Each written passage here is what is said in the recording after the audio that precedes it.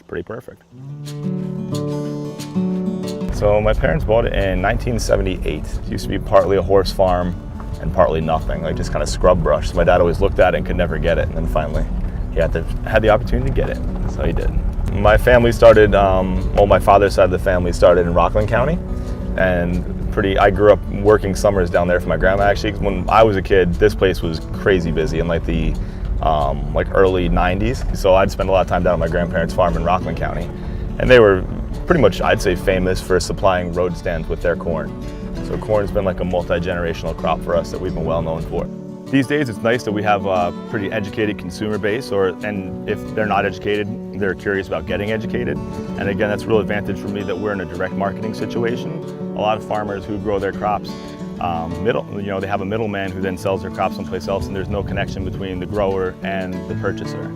And I feel very fortunate to have a relationship with the people at the green market who I've known multi-generationally. I know people who they brought their kids, now their grandkids are coming with them to the green market. It's pretty cool. So there's a level of trust that's there.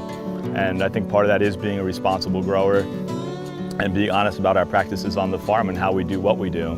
One decision that we have here is that we don't use any GMO crops. That's partially, a personal decision. We don't really see any need for or a real advantage to us. But also the market that we go to, green market, it's in the bylaws that if you're going to attend green market, whatever crops you're being there are not GMO. This corn is the first corn that we have that's a full season corn, and it's Providence. Each kernel is connected to one of the silks at the top, so that's a pollen tube, and each one connects to each one of those kernels. So when people open up an ear of corn, there's like 780 kernels of corn that are perfect, and there's 7 at the top that aren't perfect. And they're like, oh, this corn's no good. It's kind of crazy. It's like, well, it was, I don't even know what the percentage is. That's a pretty good success rate, Yeah, there you go. So as you can see, this is what we're looking for. As you saw, not a huge monster ear like people are used to seeing in the grocery store, but every kernel on there is as good as you can get. And as you can also see, that's why there's so many little pollen tubes on there. They're all in there doing their job. When I was a kid, we had 4 kids in the family, and my parents would just pump us corn all summer long. And one of the things we had to do every day was husk the corn.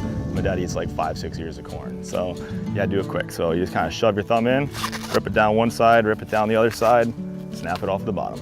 You're done. I mean, this is going to be a sugar bomb.